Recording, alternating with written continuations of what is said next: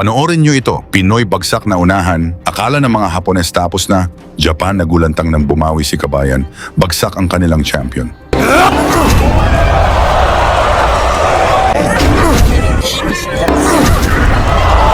Nag-aati ka po mga laban, A3 Boxing TV. Sa panahon ngayon, maraming nangungunang Pinoy boxer ang nabibigo kapag dumadayo sa Japan. Pero sa kabila ng mga pagkatalong iyon, nananatiling buhay ang tapang ng mandirigmang Pilipino. Mayroon pa ring mga boksingerong handang lumaban sa mismong balwarte ng tinaguriang monster na si Naoya Inoue. Isa sa mga nagpapatunay nito, ang tahimik ngunit mapanganib na si Esneth Domingo, tubong Sultan Kudarat, Mindanao.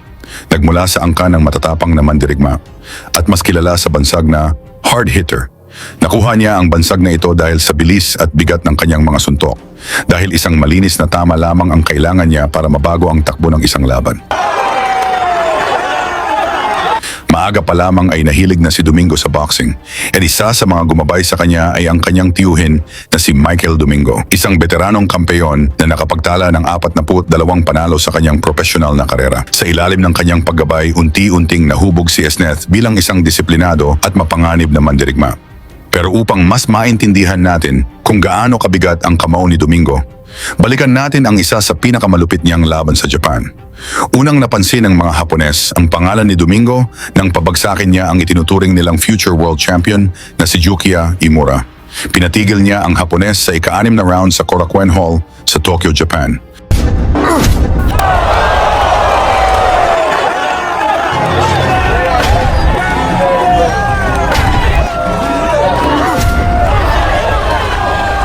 Mula sa gabing iyon, naging malinaw sa Japanese boxing fans, may bagong panganib na nagmula sa Pilipinas.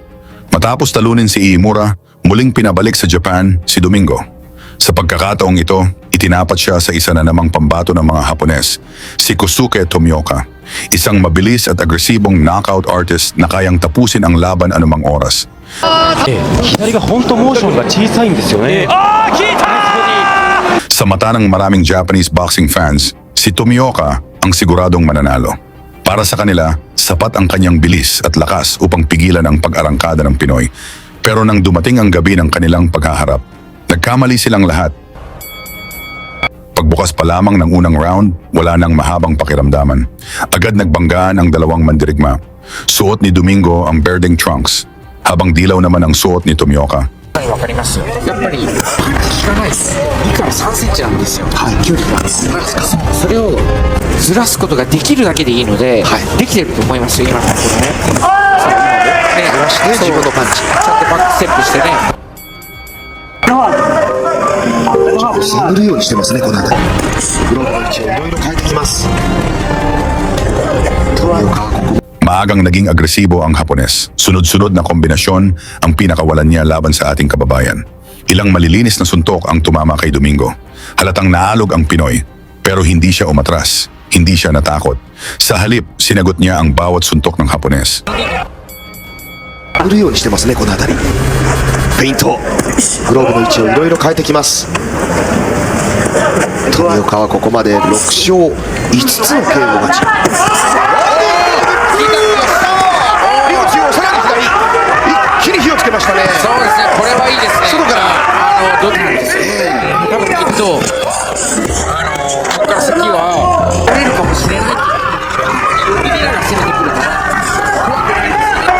今残り1分50秒切りました。まだ時間ありますね。いやでもこういうのはいいと思います。ダメージを与えるって大事なんですよ。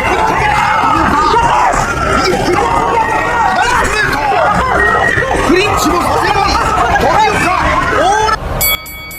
ですね。犠牲からどう置いていくのか富岡。第3。左のストレート合わせていきます。 Lalong uminit ang bakbakan. Sumisigaw ang buong arena habang hinihintay nilang tuluyang bumagsak ang dayuhang mandirigma. At dumating nga ang sandaling iyon. Mula sa isang malupit na kombinasyon ni Tomioka, bumagsak si Domingo sa lona. Nabuhayan ang buong Japanese crowd. Akala nila ilang segundo na lamang at matatapos na ang laban. Pero dahan-dahang bumangon ang Pinoy. Nasaktan, naalog, pero hindi sumusuko. 足元を持つこのインス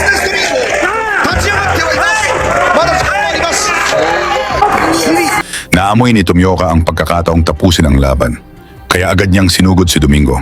Sunod-sunod na suntok ang kanyang pinakawalan, umaasang hindi na makakaligtas ang Pinoy.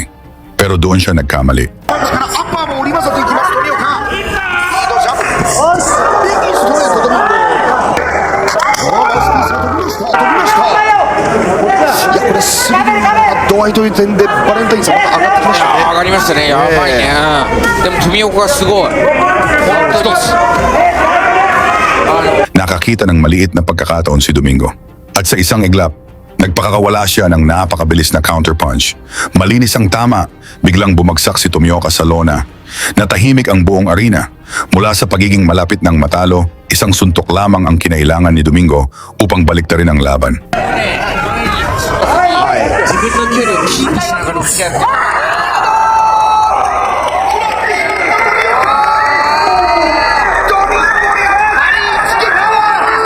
Sinubukan ni Tomioka na tumayo. Pero halatang hindi pa bumabalik ang kanyang lakas. Hindi na maayos ang kanyang balanse.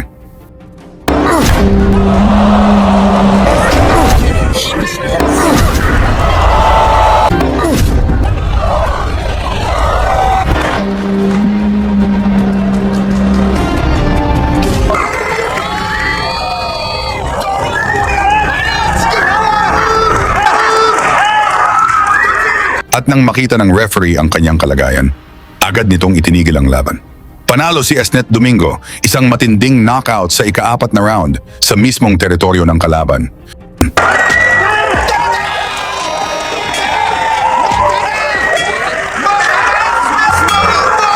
Mula sa pagiging underdog, naging bangungot siya ng mga Japanese boxing fans. Kayo mga idol, ano ang masasabi ninyo sa ipinakitang tapang, tibay at lakas ni Esnet Domingo? May kakayahan ba siyang maging world champion? Ibahagi ang inyong sagot sa baba. Isama rin ang inyong lugar upang malaman natin kung hanggang saan umaabot ang suporta ng mga Pilipino para kay Domingo. Lagi niyong sundan, huwag magpapahuli. Pag-usapan ni bakbakan, balita niya at laban. Mga Pinoy na di nagpapagapi. Salamat sa mga suporta na lagi nandyan.